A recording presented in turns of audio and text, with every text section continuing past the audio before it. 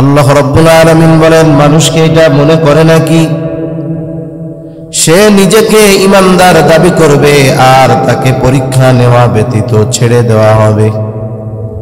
এর মানে আল্লাহ রাব্বুল আলামিন বলেন যে নিজেকে ঈমানদার দাবি করবে, অবশ্যই অবশ্যই এই দুনিয়ায় তার পরীক্ষা নেওয়া হবে। এজন্য এই দুনিয়াটাকে পরীক্ষার হল বলা হয়। এই দুনিয়াতে আল্লাহ রাব্বুল আলামিন বিভিন্ন ভাবে ঈমানদারের পরীক্ষা নিয়ে থাকেন। আল্লাহ তাআলা কোরআনুল কারীমের মধ্যে পরীক্ষার সিস্টেমগুলোর কথাও আল্লাহ তাআলা জানায়া দেন। আল্লাহ তাআলা বান্দার প্রতি বড় মেহেরবান, দয়ালু। এই জন্য পরীক্ষা নেওয়ার ঘোষণা দেওয়ার সাথে সাথে কোন কোন বিষয়ের পরীক্ষা বান্দার থেকে আল্লাহ তাআলা নিবেন, এই বিষয়গুলোর কথাও আল্লাহ তাআলা জানায়া দেন। কারণ কি? কারণ হলো বান্দাকে যদি পরীক্ষার বিষয়টা আগের থেকে জানায়া দেওয়া হয়, তাহলে বান্দা পরীক্ষায় সফল হওয়ার জন্য প্রস্তুতি গ্রহণ করতে পারবে। এ দুনিয়াতে যত প্রতিষ্ঠান আছে, স্কুল হোক, মাদ্রাসা হোক, কলেজ হোক, হাই স্কুল হোক, সব জায়গায় পরীক্ষা আছে না নাই? হঠাৎ করে পরীক্ষা নেয় নাকি পরীক্ষার নোটিশ ঘোষণা আগের থেকে জানায় দেয়? প্রায় প্রতিষ্ঠানের মধ্যে অনেক আগে, কোনো জায়গায় 1 মাস, 2 মাস, 3 মাস আগে জানায় দেওয়া হয়, অমুক মাসের অমুক তারিখ থেকে পরীক্ষা শুরু হবে। সকল ছাত্রছাত্রীদেরকে পরীক্ষায় সফলতা অর্জনের জন্য যথাযথভাবে প্রস্তুতি গ্রহণ করার নির্দেশ দেওয়া হলো। এইটাকে সাধারণ ভাষায় বলা হয় নোটিশ। এই দুনিয়াতে ঈমানদারদের ঈমানের পরীক্ষা নেওয়া হবে, আল্লাহ তাআলা জানায়া দিয়েছেন এটা হলো নোটিশ। কারণ কি? নোটিশ যদি আগের থেকে দেওয়া হয়, পরীক্ষার প্রস্তুতি নেওয়া সহজ। আল্লাহ তাআলা বান্দা যেন পরীক্ষায় সফলতা অর্জন করে, এই জন্য পরীক্ষা নেওয়ার আগেই আল্লাহ তাআলা পরীক্ষার নোটিশ দিয়ে দিছে। আবার যখন পরীক্ষা একেবারে নিকটবর্তী হয়ে যায়, যেই শিক্ষক যেই বিষয়ে দক্ষ, ছাত্র ওই বিষয়ের বইটা সেই শিক্ষকের কাছে নিয়ে বলে, স্যার, হুজুর, আপনি এই বিষয়টা তো 20 বছর ব্যাপী পড়ান, পরীক্ষার বইয়ের মধ্যে তো শত শত শত শত প্রশ্ন, আমাদের প্রস্তুতি তো সবগুলো প্রশ্নের ব্যাপারে নেওয়া কঠিন, আপনি একটু বইয়ের মধ্য থেকে আপনার অভিজ্ঞতার আলোকে এই প্রশ্নগুলো দাগায়া দেন, যেইগুলা পরীক্ষার হলের মধ্যে আসার সম্ভাবনা বেশি। এইবার বিজ্ঞ শিক্ষক 1000 প্রশ্নের মধ্য থেকে যাচাই করে 100 প্রশ্ন দাগায়া দিয়া ছাত্রকে বলে, যাও এই প্রশ্নগুলো তুমি আয়ত্তে আনো, এগুলো যদি আয়ত্তে আনো, আশা করা যায় পরীক্ষার হলের মধ্যে তুমি গোল্ডেন A+ পেয়ে যাইবা। সাধারণ ভাষায় এটারে বলে সাজেশন। বলে না যে, স্যার একটু সাজেশন দেন তো আমারে। আল্লাহ রাব্বুল আলামিন পরীক্ষা নেবেন, এই ঘোষণা দেওয়ার সাথে সাথে আল্লাহ তাআলা বান্দার কোন কোন বিষয়ের পরীক্ষা নেবেন আল্লাহ তাআলা কোরআনুল কারীমের বিভিন্ন জায়গায় জানায়া দিয়েছেন। কারণ কি? কারণ হলো আল্লাহ তাআলা তার বান্দার পরীক্ষা নেন ঠিক, কিন্তু এই বান্দা তার নেওয়া পরীক্ষায় ফেল যাক, এটা কখনোই আল্লাহ তাআলা চায় না।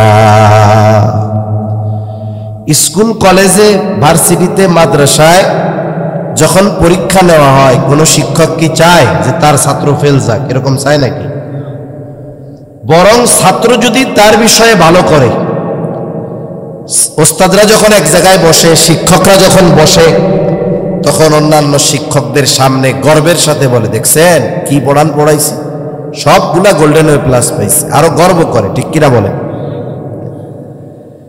ওস্তাদ যেমন ছাত্রের প্রতি মহব্বতের কারণে চায় না ছাত্র পরীক্ষায় ফেল যাক, অনুরূপভাবে আল্লাহ রাব্বুল আলামিন তার বান্দার উপরে মহব্বতের কারণে পরীক্ষা যদিও নেন, কিন্তু মহব্বতের কারণে চান না বান্দা পরীক্ষায় ফেল যাক।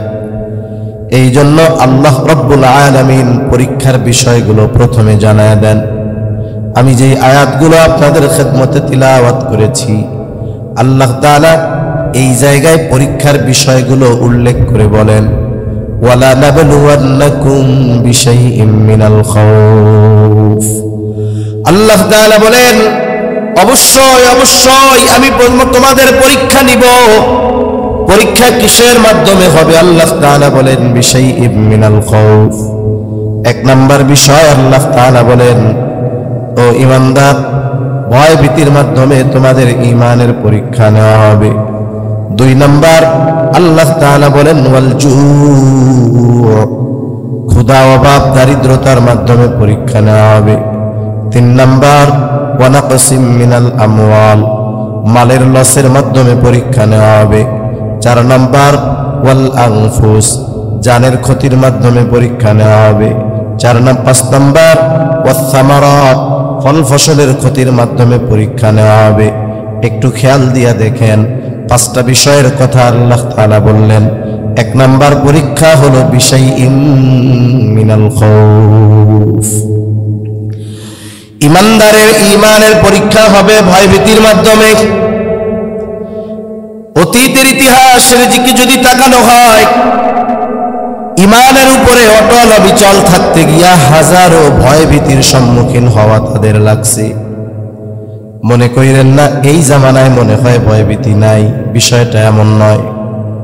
এই জামানায় যদি আমি আপনি পরিপূর্ণ ঈমানের উপরে চলতে যাই, দ্বীনের উপরে যদি চলতে চাই, হকের উপরে যদি অটল অবিচল থাকতে চাই, বলেন তো ভয় ভীতি বাধা বিপত্তি আছে না নাই? ঈমানের পরিপূর্ণ দাবি অনুযায়ী চলতে গেলে বাধা আছে। কত জায়গায় নিজের ঘর থেকে বাধা দেয়। কত ছেলে যুবক মাঝে মধ্যে ফোন দিয়ে বলে, আফসোস করে বলে হুজুর দ্বীনের উপরে চলতে চাই, আশেপাশের মানুষের কথা বাধা এগুলোকে আমি তোয়াক্কা করি না। তাহলে তো তোমার কোনো সমস্যা নাই। বলে হুজুর সবচাইতে বড় সমস্যা ঘর থেকেই বড় বাধা। দাড়ি রাখতে চাইলে রাখতে দেয় না, লম্বা জামা পরতে চাইলে পরতে দেয় না, নামাজ পড়তে গেলে তারা বাধা দেয়। এই যে আমার ঘর থেকেই আমার বড় মুসিবত, আমার বড় বাধা, আমার বড় ভয়। এই জন্য দেখবেন বাস্তবতা হলো, আমি আপনি যদি মনে করি যে 5 ওয়াক্ত নামাজ, হজ, যাকাত, রোজা এটাই মনে হয় ইসলাম, তাহলে কোনো অসুবিধা নাই, চলবে। কিন্তু আপনি যদি ইসলাম সব জায়গায় প্রতিষ্ঠিত করার পক্ষে থাকেন, দ্বীনের পক্ষে থাকেন, সর্বদা হক এবং সত্যের উপরে থাকেন, দেখবেন বাহিরের শত্রু তো আছেই, অনেক সময় ঘর থেকে বড় বাধা আসার সম্ভাবনা আছে না নাই? পরিপূর্ণ দ্বীনের উপরে চলতে গেলে বাধা আছে, এ ব্যাপারে কোনো সন্দেহ নাই। আল্লাহ রাব্বুল আলামিন তাই জানায় দেন, এক নাম্বার বিশাইইম মিনাল খাউফ, ভয় ভীতির মাধ্যমে মুমিনের ঈমানের পরীক্ষা নেওয়া হবে। মূলত আল্লাহ তাআলা কি চান? আল্লাহ তাআলা চান ঈমানদার যত বাধা বিপত্তির সম্মুখীন হোক না কেন, কখনো ঈমান থেকে বিচ্যুত হবে না। প্রয়োজনে সে জীবনটা দিয়ে দিতে প্রস্তুত থাকবে, কিন্তু ঈমান সে দিবে না।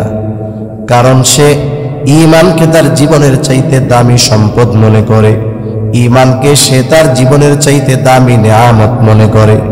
এই বিষয়গুলো যদি লম্বা আকারে বলতে যাওয়া হয়, অনেক লম্বা সময়ের প্রয়োজন।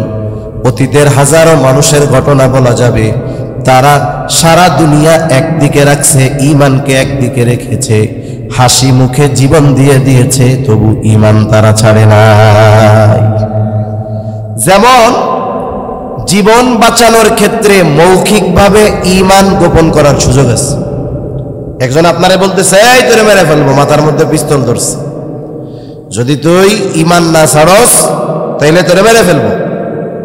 আল্লাহর প্রতি বিশ্বাস আপনার অন্তরে আছে, আপনি জান বাঁচানোর জন্য মৌখিকভাবে সত্যকে ঈমানকে গোপন করলেন, এটা তো জায়েজ আছে জীবন বাঁচানোর জন্য। কিন্তু এমনও মানুষ দুনিয়ায় একটা দুইটা নয়, লক্ষ লক্ষ গেছে, এসবও তোয়াক্কা করে নাই, একেবারে মৃত্যুর মুখোমুখি দাঁড়িয়ে তারা ঈমানের উপরে অটল অবিচল থাকছে। এক সাহাবীর ঘটনা আপনাদের শোনাই। আব্দুল্লাহ ইবনে হুযাফা রাদিয়াল্লাহু তাআলা আনহু রোমদের সাথে সর্বপ্রথম যখন মুসলমানদের সরাসরি যুদ্ধ হয়, হযরত ওমর রাদিয়াল্লাহু তাআলা আনহুর সময় সরাসরি যুদ্ধ হয়েছে।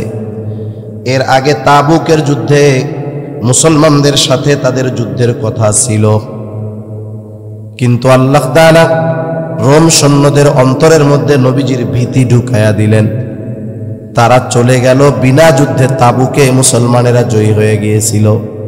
সরাসরি যুদ্ধ প্রথম হলো হযরত ওমর রাদিয়াল্লাহু তাআলা আনহুর সময়। রোম সম্রাট সেনা প্রধানকে আদেশ করছে, যুদ্ধের ফলাফল যা হয় হোক। আমি শুনেছি মুসলমানদের ঈমানের বড় পাওয়ার, তারা সারা দুনিয়ার কোনো কিছু তোয়াক্কা করে না।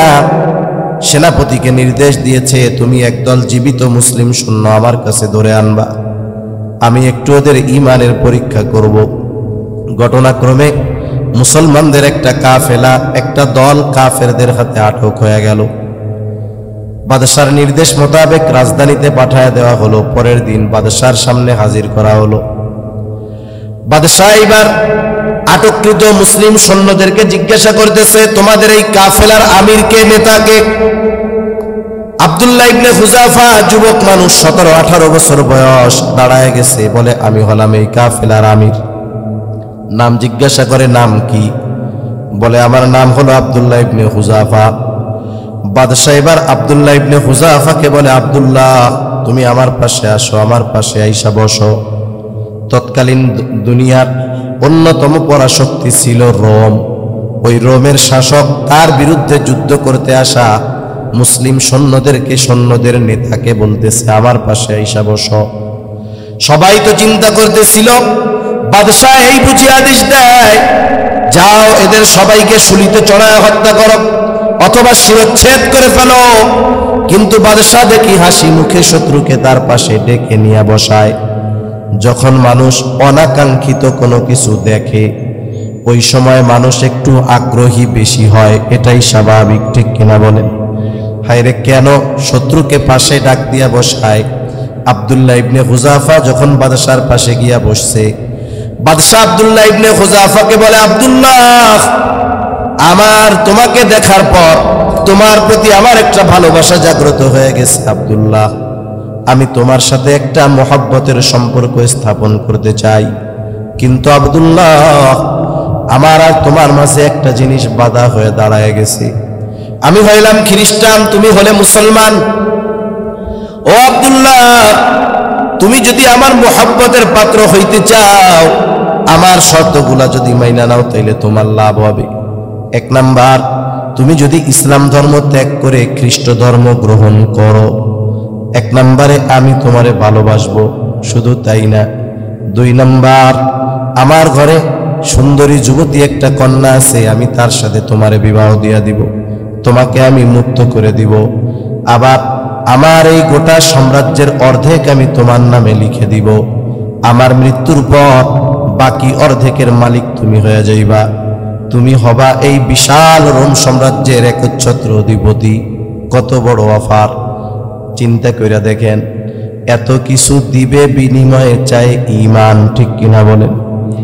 আর আমাদের ঈমানের অবস্থা এরকম, আমরা তো 1 কাপ চা, পান আর একটা বিড়ি হইলে সকালে একজনের কাছে বেশি, বিকালে আর একজনের কাছে বেশি। আমাদের ঢাকা শহরে কিছু সিটিং বাজ আছে, বাটপার, 1 জমি 15 জনের কাছে বেশি। এখন সবাই মিলাই দখল দিতে যায়, কিরে? এরপরে এই 15 জন খোঁজ খবর নিয়ে দেখে এই 15 জন সবার সাথেই ওই বাটপারি করছে। তার মানে জমি ওরই আছে, 15 জনের টাকা খাওয়া সারা। তো এইরকম কিছু বাটপার আমাদের সমাজেও আছে। ওরা ঈমান বেচে, সকালে একজনের কাছে গিয়া, বিকেলে আর একজনের কাছে গিয়া। আছে না নাই? এত বড় অফার! বাদশাহ কথা বলতেছে আর আব্দুল্লাহ ইবনে হুযাফা বাদশার কথা শুনতেছে। বাদশার এই প্রস্তাবে আব্দুল্লাহ ইবনে হুযাফা প্রচন্ড রাগান্বিত হয়ে গেছে। শরীরের রক্ত গরম হয়ে গেছে, শরীরের লোমকূপ দিয়া ঘাম বের হচ্ছে, চোখ দুটা রক্তবর্ণ হয়ে গেছে। বাদশার কথা শেষ, আব্দুল্লাহ ইবনে হুযাফা রাগে ক্ষোভে উঠে দাঁড়ায় গেছে। বাদশার দিকে ফিরে রক্তচক্ষুতে উচ্চ আওয়াজে বলতেছে, এই রোমের কুকুর, তুই কি দুনিয়ার বিনিময়ে আমার ঈমান কিনতে চাস? তুই শুনে রাখ, এ তো তোর সামান্য রোম সাম্রাজ্য। তুই যদি আমাকে তামাম দুনিয়ার মালিকও বানায়া দেস, আমি আমার ঈমান তোর কাছে বিক্রয় করব না। তুই যদি আমার গোটা দুনিয়ার বাদশাহীও দিয়া দিস, আমি ঈমান তোর কাছে বিক্রয় করব না। কিছু কিছু সময় আছে মানুষ যখন অনাকাঙ্ক্ষিত অবস্থার মধ্যে পড়ে যায়, ভাষা হারায়া ফেলে।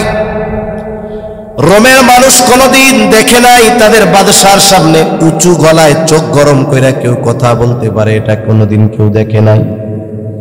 বাদশাও কোনোদিন চিন্তা করে নাই এর সামনে কেউ এমন উঁচু আওয়াজে চোখ গরম কইরা কথা বলতে পারে, চিন্তাও করে নাই।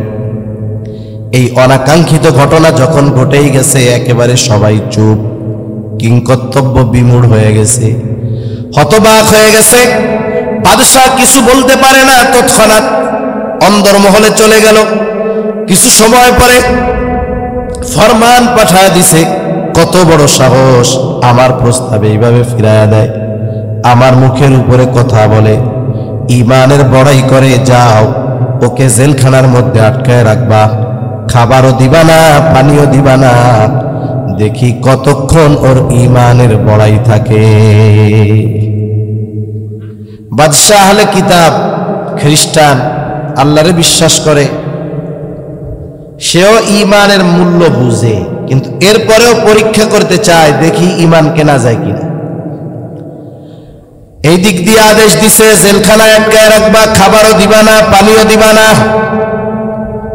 ডাক্তারকে আদেশ করছে, ও ডাক্তার খেয়াল রাখবা, যখন দেখবা অবস্থা বেগতি, তখন আমার কাছে এই অবস্থাটা জানাইবা। আব্দুল্লাহ ইবনে হুযাফাকে জেলখানার মধ্যে ঢুকায় দেওয়া হয়, 1 সপ্তাহ খাবারও দেওয়া হয় নাই, পানিও দেওয়া হয় নাই। একটা মানুষ 1 সপ্তাহ যদি না খায়া থাকে, খাবারও নাই, পানিও নাই, অবস্থা কি হয়? আব্দুল্লাহ ইবনে হুযাফা জেলখানার মধ্যে শুয়ে আছে, বাহির থেকে দেখে বোঝা যায় না বেঁচে আছে না মারা গেছে। ডাক্তার ভেতরে ঢুকছে, ঢুইকা দেখে অবস্থা খারাপ, খানা পানি না দিলে যে কোনো মুহূর্তে মারা যাওয়ার সম্ভাবনা আছে। ডাক্তার বাদশার কাছে গিয়া বলে, বাদশাহ অবস্থা বেগতি, এখন যদি খানা পানি না দেওয়া হয় যে কোনো মুহূর্তে সে মারা যেতে পারে। আপনাদেরকে ইতিহাসের অন্যতম এক কিতাব আল বিদায়া ওয়ান নিহায়া থেকে শোনাচ্ছি। বাদশাহ বলে, যাও ওর খাবার এবং পানির ব্যবস্থা করো, তবে শোনো, খাবার দিবা শুকরের গোস্ত আর পানি দিবা মদ মেশানো পানি। আবার খাবার খাওয়ার আগে তারে জানায় দিবা যে এইটা কিন্তু এই জিনিস। বাদশাহর আদেশে ডাক্তার শুকরের গোস্ত আর মদ মেশানো পানি নিয়ে আব্দুল্লাহ ইবনে হুযাফার সামনে হাজির। আব্দুল্লাহ ইবনে হুযাফা এতটা দুর্বল, কথা বলে কিন্তু আওয়াজ বের হয় না। বাদশাহ বলতেছে, আব্দুল্লাহ তোমার অবস্থা কিন্তু বেগতিক, খানা পানি যদি না খাও তুমি কিন্তু মারা যাবা। আব্দুল্লাহ ইবনে হুযাফার জন্য খাবার প্রস্তুত, আব্দুল্লাহ ইবনে হুযাফা খাওয়ার জন্য প্রস্তুত। এই টাইমে ডাক্তার বলতেছে, শোনো আব্দুল্লাহ, খাবার কিন্তু শুকরের গোস্ত আর পানি কিন্তু মদ মেশানো পানি। একটা মানুষ যখন জীবনের সংকটময় অবস্থায় থাকবে, তার জন্য যদি হালাল কোনো খাবারের ব্যবস্থা না থাকে, ইসলাম বলে, শরীয়ত বলে, জীবন বাঁচানোর জন্য যতটুকু হারাম গ্রহণ করার দরকার অতটুকু হারাম গ্রহণ করা তার জন্য অন্যায়ের কোনো কিছু নয়। আব্দুল্লাহ ইবনে হুযাফার অবস্থা তো খারাপ, 1 সপ্তাহ খানা পানি খায় না, মন চাইলেই তো যা মন চায় তা পাওয়া যাবে না, যা দিছে তাই খাইয়া এখন জীবনটারে মোটামুটি বাঁচাইতে হবে, ঠিক না? কিন্তু আব্দুল্লাহ ইবনে হুযাফা যখন কানে আওয়াজ গেছে খাবার হলো শুকরের গোস্ত আর পানি হলো মদ মেশানো পানি। ইমানদারের ইমানি শক্তি এক জিনিস, দৈহিক শক্তি কিন্তু আর এক জিনিস। অনেক সময় দেখবেন একজন দুর্বল মানুষ, বৃদ্ধ মানুষ, শক্তি দেহে কম, কিন্তু যখনই ইসলামের বিরুদ্ধে কোনো কথা শোনে, নবীর বিরুদ্ধে কোনো কথা শোনে, কোরআনের বিরুদ্ধে কোনো কথা শোনে, ওই বৃদ্ধ মানুষটা যদিও দৈহিক দিক দিয়ে দুর্বল, তখন তার ইমানি শক্তি জাগ্রত হয়ে ওঠে, দেখা যায় অনেক যুবক তরুণের চাইতে তার ঈমানি শক্তি আরো বেশি দেখা যায়। এজন্য বাস্তবতা হলো ঈমানের শক্তি এক জিনিস আর দৈহিক শক্তি আর এক জিনিস। আব্দুল্লাহ ইবনে হুযাফার কানে যখন আওয়াজ গেছে শুকরের গোশত আর মদ মেশানো পানি, ঈমানি শক্তিতে বলিয়ান আব্দুল্লাহ ইবনে হুযাফা ডাক্তাররে বলতেছে, ডাক্তার রে এগুলো সরায় ফেল, আমার জীবন চলে যায় যা, তবু আমি হারাম খাবার আমার ঠোঁটের সাথে লাগাবো না। সরা নাইলে লাইতে সব ভেঙে ফেলাই দিব, ফেলা সরা। ধমক এমন দিছে, এক ধমকে ডাক্তার আবার বাদশার কাছে চলে গেছে, গিয়ে বলে বাদশাহ কোনো লাভ নাই, জীবন দিয়ে দিবে তবু সে হারাম খাবার খাবে না। এই অবস্থা বেগতিক, তাইলে পরীক্ষার কঠোরতা আরো বাড়াইতে হবে। বাদশাহ আদেশ দিছে বড় পাত্রের মধ্যে তেল গরম করো। তেল গরম হয়ে গেছে, ফুটন্ত তেল টকবক করতেছে। আব্দুল্লাহ ইবনে হুযাফাকে জেলখানার থেকে বাদশার সামনে আনার আদেশ করা হলো। যেই লোকটা এক সপ্তাহের বেশি খায় না, পান করে না, তার জন্য হাঁটা তো কঠিন। দুইজনের কাঁধে ভর করে বাদশার সামনে আসছে আব্দুল্লাহ ইবনে হুযাফা। আব্দুল্লাহ ইবনে হুযাফাকে ওই ফুটন্ত তেল দেখা বাদশা বলে, আব্দুল্লাহ এখনো সময় আছে, আমার কথা মেনে নাও। তুমি যদি আমার কথা মেনে নাও, তোমাকে যেইগুলো দেওয়ার প্রতিশ্রুতি দেওয়া হয়েছে সব দেওয়া হবে। আর যদি আব্দুল্লাহ কথা মেনে না নাও, তোমাকে ওই ফুটন্ত তেলের মধ্যে ফালায়া দেওয়া হবে। আব্দুল্লাহ ইবনে হুযাফা তার অবস্থার উপরে অটল, এক কথা আমি জীবন দিয়া দিব তবু আমি ঈমান ছাড়ব না। পরিণতি কি হইতে পারে জানো? বাদশাহ একজনরে আদেশ করছে, যাও জেলখানার থেকে একজন মুসলমান কয়েদিরে ধইরা আনো। বাদশাহর আদেশে একজন যুবক মুসলমান কয়েদিকে ধরে আনা হলো। বাদশাহ আদেশ করেছে ওরে ওই ফুটন্ত তেলের মধ্যে ফালায়া দাও। বাদশাহর আদেশে ওই কয়েদিকে যখন ফুটন্ত তেলের মধ্যে ফালায়া দেওয়া হলো, মুহূর্তের ভিতরে শরীরের হাড্ডি থেকে মাংস আলাদা হয়ে গেছে, শাহাদাতের অমীয় সুধা পান করছে। ফুটন্ত তেলের মধ্যে, টকবক তেলের মধ্যে ফালায়া দিছে, শরীরের হাড্ডিগুলো থেকে মাংস আলাদা হয়ে গেছে, কিমা ভাজার মতো হয়ে গেছে। স্বাভাবিক অনেক সময় একজনকে ভয় দেওয়ার জন্য আরেকজনকে শাস্তি দেওয়া হয়, এটা একটা নিয়ম। অনেক সময় একজনকে সতর্ক করার জন্য আরেকজনকে ধমক দেওয়া হয়। আব্দুল্লাহ ইবনে হুযাফাকে বাদশাহ বলতেছে, আব্দুল্লাহ দেখছো তেলের মধ্যে ফালায়া দিলে কি পরিণতি হবে, এখনো সুযোগ আছে, কথা মানো। কিন্তু আব্দুল্লাহ ইবনে হুযাফা এই দৃশ্য দেখবার পরেও সে তার ঈমানের উপরে অটল। মনে রাখবেন, কিছু কিছু সময় আছে প্রকৃত ঈমানদারের উপরে যতই আঘাত আসুক না কেন, আঘাত যত আসে, তাকে ভয় যত দেওয়া হয়, তার ঈমানের পাওয়ার তত বেড়ে যায়। আমরা তো দুর্বল ঈমানদার, কিন্তু গাজার মুসলমানের দিকে তাকায় দেখেন, এরা ওই ইসরায়েলের অস্ত্রের কোনো পরোয়া করে না, জীবন দেওয়ার জন্য তারা তৈয়ার। চোখের সামনে শাহাদাত দেখতে দেখতে ওদের কামনা ও অন্তরের মধ্যে শাহাদাত। এই জন্য ওই গাজার ছোট ছোট নাবালক মাসুম বাচ্চারাও হাতের মধ্যে, পায়ের মধ্যে, গায়ের মধ্যে বিভিন্ন জায়গায় তার নাম, ঠিকানা, বাবার নাম সব লেখা লেখা রাখে। সাংবাদিকরা জিজ্ঞাসা করে, লেখছো কেন? বলে কোন জায়গায় বোমের আঘাত লাগে বলা যায় না, যদি আমার এই অঙ্গটা যদি একটু ঠিক থাকে, আমার লেখা দেখে আমার নাম, আমার পিতার নাম জানতে পারবে। তার মানে বোঝা গেল এই ছোট ছোট বাচ্চারাও তাদের চোখের সামনে মানুষকে শাহাদাত বরণ করতে দেখে ভীত হয় নাই, বরং এই দৃশ্য দেখে তাদের অন্তরের মধ্যে শাহাদাতের তামান্না আরো বেড়ে গেছে। এটা ঈমানের কারণে হয়েছে। আমার তো মনে হয় ওই গাজার এক একটা শিশু বাচ্চার যেই ঈমান, ওই গাজার লোক ছাড়া গোটা দুনিয়ার ঈমানদারদের মধ্যে যদি বন্টন করা হয়, তাইলে আমাদের ঈমান পাকাপোক্ত হয়ে যাবে। ছোট ছোট বাচ্চাদের আল্লাহর প্রতি এত আঘাত, বিশ্বাস, ঈমান যা আমাদের নাই। আব্দুল্লাহ ইবনে হুযাফাকে বলতেছে, তোমার অবস্থাও এরকম হবে। আব্দুল্লাহ ইবনে হুযাফা এত ভয় এত ভীতি দেখানোর পরেও বলে আমি জীবন দিতে প্রস্তুত, তবে ঈমান দিব না। বাদশাহ এবার বলে যা ওরে তেলের মধ্যে ফালায়া দে। এই দুইজন ধরে ধরে আব্দুল্লাহ ইবনে হুযাফাকে তেলের দিকে নিয়ে যায়। এতক্ষণ পর্যন্ত আব্দুল্লাহ ইবনে হুযাফা কিছুই বলে নাই, অবস্থা স্বাভাবিক। কিন্তু এই আদেশ দেবার পর আব্দুল্লাহ ইবনে হুযাফা কান্না শুরু করে দিয়েছে, চোখ দিয়া পানি পড়ে। ওরা ভাবতেছে মনে হয় মরার ভয়ে কান্না করে। বাদশার কাছে একজন বলে বাদশাহ, আব্দুল্লাহ ইবনে হুযাফার চোখে পানি, কান্না করে, মনে হয় মরার ভয় পাইতেছে। বাদশাহ এবার বলে আব্দুল্লাহ কান্না করো কেন, দাঁড়াও, তোমার কি মরার ভয় হয় নাকি? তোমার কি আপনজন প্রিয়জনের কথা মনে পড়ে নাকি? আব্দুল্লাহ ইবনে হুযাফা বলে না, আমি মৃত্যুর ভয়ে কান্না করি না। তাহলে কান্নার কারণটা কি? আব্দুল্লাহ ইবনে হুযাফা বলে শোনো, আমার কান্নার কারণ হলো আমার আল্লাহ আমাকে একটা জীবন দিয়েছে, এক জীবন আমি একবার আল্লাহর জন্য কুরবান করতে পারবো। আমার তো মন চায় আমার আল্লাহ যদি আমাকে শত শত জীবন দিত, এই শত শত জীবন আমি শত শতবার আল্লাহর জন্য কুরবান করতাম। আমি তো একবার শহীদ হইতে পারবো, এরপরে তো আর পারবো না।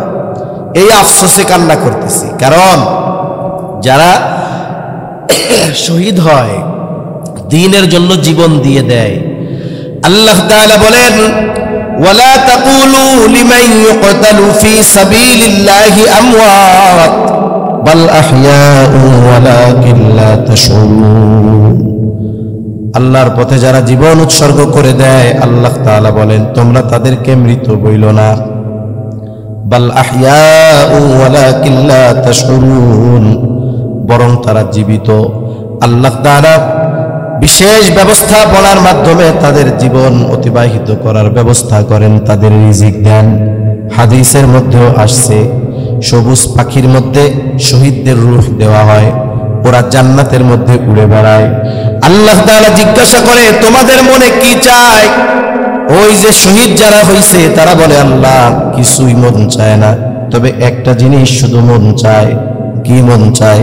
বলে আল্লাহ রে, আবার যদি আমাদেরকে দুনিয়ায় যাওয়ার সুযোগ দিতেন, আপনার জন্য আপনার পথে জিহাদ করতাম, জীবন দিয়ে দিতাম, আবার পাঠাইতেন, আপনার জন্য যুদ্ধ করতাম, আমাদের জীবনটাকে দিয়ে দিতাম। এইটাই শুধু মন চায়, আর কোনো কিছু মন চায় না। তার মানে যারা আল্লাহর জন্য জীবন দিয়ে দেয়, এরা জান্নাতে যাওয়ার পরেও আর একবার জীবন দেওয়ার জন্য আফসোস করবে। আব্দুল্লাহ ইবনে হুযাফা বলতেছে আমি মৃত্যুর ভয়ে কান্না করি না, কান্না করি আল্লাহ জীবন দিয়েছে একবার, একটা জীবন আমি একবার আল্লাহর জন্য কুরবান করতে পারবো। আমারে যদি আল্লাহ শত শত জীবন দিত, শত শতবার কুরবান করতে পারতাম। বাদশাহ তো আহলে কিতাব, আল্লাহকে বিশ্বাস করে। বাদশাহ এবার চিন্তা করে এইগুলা মনে হয় আসলে মানুষ হইতে পারে না। যখন এই পরিস্থিতি, বাদশার মধ্যে ভয় কাজ করা শুরু করে দিছে। বাদশাহ এবার আব্দুল্লাহ ইবনে হুযাফাকে বলে আব্দুল্লাহ তোমার কিছুই করা লাগবে না, তুমি একটা কাজ করো, তুমি আমার কপালে একটা চুমা দাও। আমার কপালে যদি একটা চুমা দাও, আমি তোমারে মুক্ত করে দিব। আব্দুল্লাহ ইবনে হুযাফা চিন্তা করতেছেন একটা সুযোগ। তিনি বলতেছে বাদশাহ তোমার কপালে আমি একটা চুমা দিতে পারি, শর্ত আছে। কি শর্ত? বলে শুধু আমাকে মুক্ত করে দিলে হবে না, তোমার জেলখানায় যত মুসলমান আছে সবাইকে মুক্ত করে দিতে হবে। বাদশাহ বলে হাত আমি রাজি, দাও। এইবার আব্দুল্লাহ ইবনে হুযাফা বাদশার কপালে একটা চুমা দিল। চুমা, এই চুমাটার দাম এত যে বাদশাহ ওয়াদা রক্ষা কইরা আব্দুল্লাহ ইবনে হুযাফা সহ মুসলমান যত রোমের ওই বাদশার জেলখানায় আটক ছিল সবাইকে সে নিঃশর্তভাবে মুক্তি দিয়ে দিল। আব্দুল্লাহ ইবনে হুযাফা সবাইকে নিয়ে চলে আসতেছে মদিনার দিক। এই ঘটনা ওমর রাদিয়াল্লাহু তাআলা আনহু জানছে। ওমর রাদিয়াল্লাহু তাআলা আব্দুল্লাহ ইবনে হুযাফার কপালেও এরকম একটা চুমা দিছে। তা যে কথাটা মূল বলা উদ্দেশ্য, যে এত ভয় ভীতির পরেও, ঈমানটা মৌখিক গোপন করার সুযোগ থাকার পরেও জীবন দিতে প্রস্তুত থাকছে, তবু ঈমান ছাড়ে নাই। ঠিক কিনা বলেন? ফলশ্রুতিতে কি হলো? এক সময় চূড়ান্ত বিজয় ইমানদারেরই হইল। এজন্য এই দুনিয়াতে আমি আপনি যদি ইমানের উপরে চলতে চাই, এইরকম অনেক বাধা বিপত্তি আসতে পারে, কিন্তু আমি আপনি যদি একটু অটল অবিচল থাকতে পারি, তাহলে চূড়ান্ত বিজয় মুমিনেরই হবে। ঠিক কি না? এজন্য আল্লাহ রাব্বুল আলামিন বলেন, এক নাম্বার ইমানদার, তোমার ইমানের পরীক্ষা নেওয়া হবে ভয়ভীতির মাধ্যমে। আল্লাহ তাআলা এরপরে বলেন, ওয়াল জু, ক্ষুধা, অভাব, দারিদ্রতার মাধ্যমে মুমিনের ইমানের পরীক্ষা নেওয়া হবে। মনে রাখতে হবে, অভাব দারিদ্রতা আসতে পারে, এটাও আল্লাহর পরীক্ষা। 3 নাম্বার আল্লাহ তাআলা বলেন, ওয়া নাকসিম মিনাল আমওয়াল, মালের লসের মাধ্যমে পরীক্ষা নেওয়া হবে। ইমানদার ভালো মানুষ, মুত্তাকি মানুষ, ব্যবসা করার জন্য লক্ষ লক্ষ টাকার মাল উঠাইছে দোকানে, আগুন লেগা সব পুইড়া ছাই হয় কি হয় না? মাঝে মধ্যে ভালো মানুষ বাড়িতে ডাকাতি কইরা টাকা পয়সা সব নিয়ে গেছে। আল্লাহ তাআলা বলেন, বান্দা এইরকম বিভিন্ন ভাবে মালের লস দিয়ে পরীক্ষা নেওয়া হবে। 4 নম্বর আল্লাহ তাআলা বলেন, ওয়াল আনফুস, জানের ক্ষতির মাধ্যমে পরীক্ষা নেওয়া হবে। অনেক সময় ভালো মানুষ মুসিবতে পড়ে, বিপদে পড়ে, অ্যাক্সিডেন্ট করে পা ভেঙে যায়, হাত ভেঙে যায়, অনেকে তিরস্কার করে বলে, আইরে আমরা নাইলে পাপ করি, আমাকে এক ব্যাপার, তুই তো ভালো মানুষ, তোর ঠ্যাং ভাঙছে গে, এরকম বলে কি বলে না? আছে না? আল্লাহ তাআলা মুমিনের জানের ক্ষতি দিয়া পরীক্ষা নেয়। মুফাসসিরিনে কেরাম বলেন, জানের ক্ষতির পরীক্ষা 2 ভাবে নেওয়া হয়। একটা হলো আল্লাহ তাআলা স্বয়ং ওই ব্যক্তির জানের ক্ষতি দিয়া পরীক্ষা নেয়। 2 নাম্বার, নিজের ক্ষতি দেয় না, কিন্তু আপনজন প্রিয়জনের জানের ক্ষতি দিয়া পরীক্ষা নেয়। বলেন তো, আপনি ইমানদার একজন সুস্থ মানুষ, আপনি সুস্থ, কিন্তু আপনার সন্তানটা প্রচন্ড অসুস্থ, কি মনে হয়? অবশ্যই অবশ্যই যিনি পিতা তিনি অনুধাবন করতে পারবেন, ওই অসুস্থতা যদি নিজের হইতো যা কষ্ট লাগতো, সন্তান অসুস্থ হওয়ায় তার চাইতে আরো বেশি কষ্ট তার হয়। এজন্য আল্লাহ অনেক সময় সন্তান, প্রিয়জন, মা বাপ, আপনজনকে অসুস্থতা দিয়ে আরেকজনের পরীক্ষা নেয়। 5 নম্বর আল্লাহ তাআলা বলেন, ওয়াস সামারাত, ফল ফসলের ক্ষতি দিয়ে আল্লাহ তাআলা পরীক্ষা নেয়। অনেক সময় এমন হয়, ধান পেকে গেছে, ধান এখন অনেক জায়গায় ধান কাটা মনে হয় লাগছে, তাই না? অনেক জায়গায় ধান পেকে গেছে, অনেক জায়গায় কাটা লেগে গেছে। ইমানদার আল্লাহর বান্দার জমিনে বাম্পার ফলন ধান, রাতের বেলা শুয়ে শুয়ে চিন্তা করতেছে, যাক মাশাআল্লাহ, যেই পরিমাণ ধান হয়েছে, এই ধানগুলো উঠায়া বাজারে বিক্রয় করে এই বছরের ঋণ পরিশোধ করা যাবে, আগামী বছর পর্যন্ত খরচ চালানো যাবে। মনে মনে ভালো খুশি, আলহামদুলিল্লাহ। চিন্তা করছে আগামী দিন 10 জন কৃষক নিয়ে জমির ধানগুলাকে এইটা আনবে। এই চিন্তা করে রাতের বেলা শুয়ে আছে, ঘুম যাবে, হঠাৎ করে আকাশে মেঘের ডাক, একটু পরে ঝড় শুরু হয়ে গেল, ঝড়ের সাথে সাথে শিলাবৃষ্টি শুরু হয়ে গেছে। একটু বলেন তো, পাকা ধানের উপরে যদি শিলাবৃষ্টি হয়, আরে ধান তো বহুদূর, ওই ধানের খেয়ারও খুঁজে পাওয়া যায় না, ঠিক না? এরকম পরীক্ষা আল্লাহ অনেক সময় নেয়। আম হইছে, কজুরে বাবা, যে আম ধরছে এই বছর, আম দিয়ে খালি খাওন না, আম দিয়া জুস বানায় গোসল করা যাবে। কিন্তু আল্লাহ এমন শিলাবৃষ্টি দিছে, এমন পোক লাগায় দিছে, সব শেষ। হয় কি হয় না? ইমানদারের ক্ষেত্রেও এমনটা হয়। আল্লাহ তাআলা কেন করেন? বলে, বান্দার পরীক্ষা করি, দেখি বান্দা কি করে। সর্বোপরি কথা হলো, এই সমূহের মুসিবত দিয়ে পরীক্ষা নেন কে? জবান খুলে বলেন তো। দুনিয়ার শিক্ষক পরীক্ষা নেন ঠিক, কিন্তু ছাত্র পরীক্ষায় ফেল যাক, এটা কি শিক্ষক চান নাকি? কেন চায় না? বলে, ছাত্রকে ওস্তাদ ভালোবাসে, মহব্বতের কারণে ফেল যাক চায় না। অনুরূপভাবে নিঃসন্দেহে ছাত্রকে ওস্তাদ যত ভালোবাসে, তার চাইতে অগণিত গুণ বেশি ভালো তার বান্দাকে যিনি বাসেন তিনি কে? আল্লাহ পরীক্ষা নেয়, কিন্তু চায় না বান্দা পরীক্ষায় ফেল যাক। এই জন্য বান্দা যখন পরীক্ষার মুখোমুখি হবে, বান্দা কি করবে তাও আল্লাহ জানায়া দেন। মূলত আল্লাহ তাআলা যেটা চান, বান্দা মুসিবতে পড়া অন্য কোনো দিকে না গিয়া যেন আমি আল্লাহর দিকে ফিরে আসি। আল্লাহ তাআলা এটাই চায়। সেই জন্য মাঝে মধ্যে মুসিবত বিপদ দিয়ে বান্দার অবস্থা পরীক্ষা করে। এখন আপনার টাকার দরকার, মুসিবতে পড়ছেন, আপনার সামনে দুইটা পথ খোলা আছে। একটা হলো মুসিবতে পড়ছেন, আগে আল্লাহর সামনে গিয়া দাঁড়ায় যাবেন নামাজে, সালাতুল হাজাত, নামাজে দাঁড়ায় যাবেন নিয়ত কইরা যে আল্লাহ রে আমার তো টাকা পয়সা দরকার, টাকা পয়সা দরকার, টাকা পয়সা নাই, আল্লাহ আপনি একটা ব্যবস্থা কইরা দেন। 2 নাম্বার, আপনি এইবার একজন নেককার ভালো মানুষের কাছে টাকা কর্জে হাসানা চাইতে যাবেন যে ভাই আমারে 2000 টাকা ধার দেন, আমি 2 মাস পরে দিয়া দিমু। আপনি প্রথম নামাজ পড়লেন, এরপরে যারা দেওয়ার মতো তাদের কাছে গিয়ে সাহায্য চাইলেন, অসুবিধা নাই। আর একটা পথও আপনার জন্য খোলা আছে, 2000 টাকা দরকার, আপনি চাইলে আপনার 2 বাড়ি পরে একজন সুদে টাকা দেয়, দৌড় দিয়া তার কাছ থেকে 2000 টাকাও সুদে আনতে পারেন। নাই তো সুদ করে আপনাদের এদিক নাকি নাই? আছে তো। এ রোগের রুগী যদি না থাকে তাইলে তো এই এলাকা একবারে অরিজিনাল ভেজাল ছাড়া এলাকা। সুদখোরের অবস্থা এরকম মাটি খুঁড়লেও পাওয়া যাবে, ঠিক কিনা কন? মাটি খুঁড়লে কেউচা না পাওয়া যাইতে পারে। কেঁচো চিনেন? কেঁচো, এই কেঁচো মেশো এখন নাই, গজবে সব শেষ। এগুলো জমির জন্য উপকারী ছিল, জমিনের জন্য কেঁচো উপকারী, এখন এগুলো সহজে পাওয়া যায় না। ওইগুলা না থাকতে পারে, আমার মনে হয় সুদখোর 2-4টা পাওয়া যাবে, কথার কথা। তার মানে আপনি টাকা দরকার চাইলে আপনি সুদখোরের কাছে গিয়ে আনতে পারেন, আবার আপনি চাইলে আল্লাহর কাছে সালাতুল হাজতে দাঁড়ায় যেতে পারেন। কোনটা করেন এটাই আল্লাহ দেখতে চায়। বান্দা কি আমার দিকে আসে নাকি বিপদে পড়লে অন্য কোনো দিকে চলে যায়, এটাই আল্লাহ দেখতে চায়। এই জন্য আল্লাহ রাব্বুল আলামিনও জানায় দেন, বান্দা এই ধরনের পরীক্ষায় যদি পড়ো, মুসিবতে যদি পড়ো, কি করবা? আল্লাহ তাআলা জানায় দেন। আল্লাহ তাআলা বলেন, ইয়া আইয়ুহাল্লাযীনা আমানুস্তাঈনু বিস-সাবরি ওয়াস-সালাহ।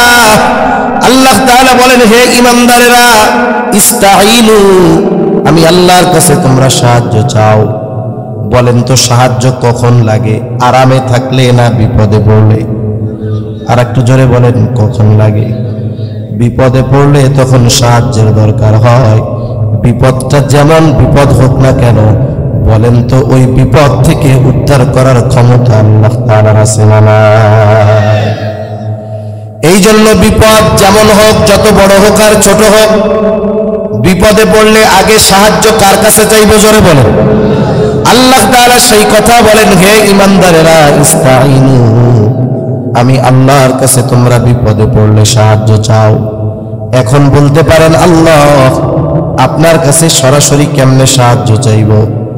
আল্লাহ তাআলা বলে, বান্দা আমার কাছে সাহায্য চাওয়ার মাধ্যম হলো 2টা। কি বলে? বিস-সাবরি ওয়াস-সালাহ।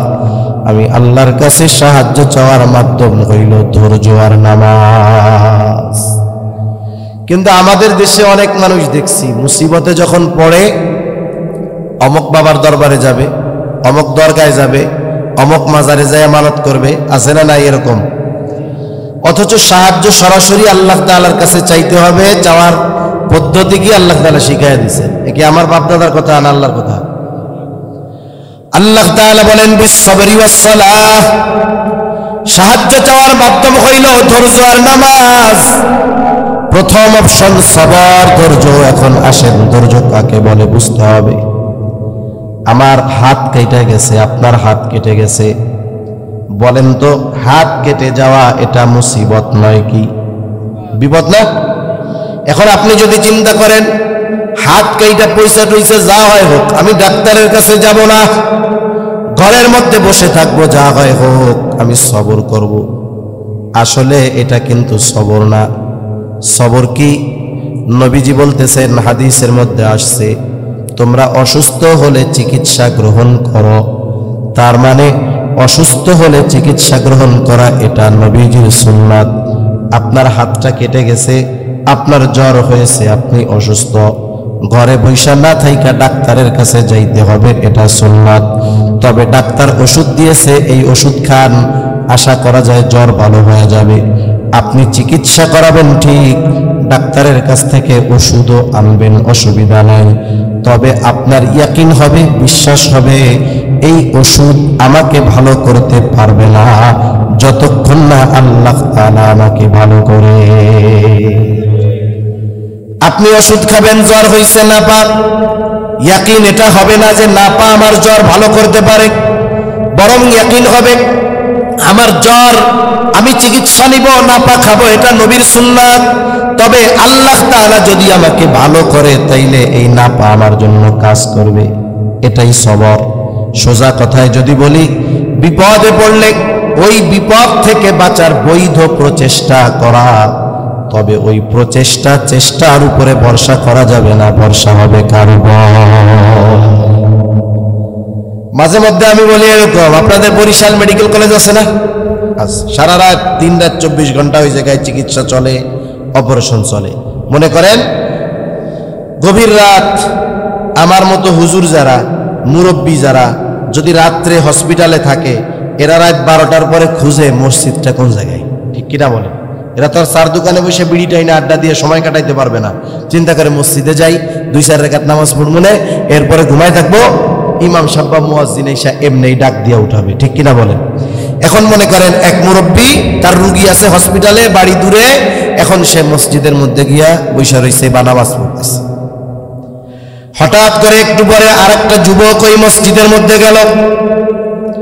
সাধারণত আমাদের এই প্রজন্মের তরুণ যুবক যারা সুযোগ পাইলেই তারা মোবাইল টিপে, ঠিক কিনা বলেন?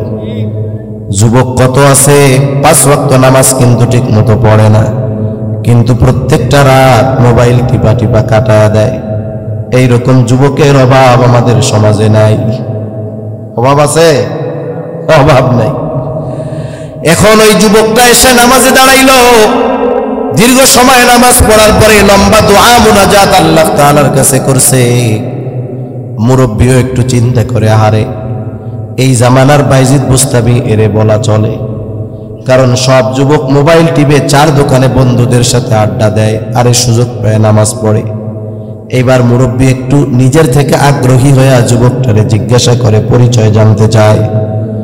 কথার এক পর্যায়ে যুবকের কাছ থেকে জানতে পারে তার মা অসুস্থ, হসপিটালে ভর্তি। যুবকটাও বলতেছে, চাচা আমার মার অপারেশন চলতেছে, অপারেশন থিয়েটারের মধ্যে আছে, খুব মেজর অপারেশন, চাচা গো আপনি একটু দোয়া কইরেন যেন আল্লাহ তাআলা আমার মায়ের অপারেশনটাকে সাকসেসফুল করে দেয়। এই ধরনের দোয়া আমরা অনেক সময় করি, আমাদের কাছে অনেক সময় দোয়া চায় কি চায় না?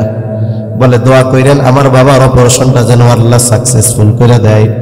বুঝে থাকলে একটু জবাব দিয়েন, বলেন তো অপারেশন থিয়েটারের মধ্যে অপারেশন কি ডাক্তার করে নাকি আল্লাহ তাআলা করে? আল্লাহ অপারেশন করে। চিন্তা করতেছে যে কি হবে রে হুজুর, কি কইল আবার এটা? অপারেশন করে কে? আরো জোরে কোন, কে করে? তবে আমরা দোয়া চাই কি আল্লাহ যেন অপারেশন সাকসেসফুল করে। অপারেশন ডাক্তার করে ঠিক, বাস্তবতা কিন্তু অপারেশন সাকসেস করার ক্ষমতা ডাক্তারের নাই। আপনি যখন আপনার কোন রোগীকে অপারেশন থিয়েটারে নেবেন, আপনি যদি আপনজন হন, অভিভাবক হন, আপনার কাছ থেকে বন্ড সই নিয়ে নেয়। অনেক কিছু ইংরেজিতে লেখা থাকে, বাংলায় লেখা থাকে, আমাদের তো পড়ার টাইম নাই। সিগনেচার কইরা দিলাম কি যে আপনার এই রোগী যদি অপারেশন থিয়েটারে অ্যানেস্থেসিয়া দেওয়ার পরে আর জ্ঞান যদি না ফিরে, অপারেশন থিয়েটার থেকে সে যদি মারা যায়, ডাক্তার এবং হসপিটাল কর্তৃপক্ষকে কোনোভাবে দায়ী করা যাবে না। এই যে বন্ড সই নিল কেন?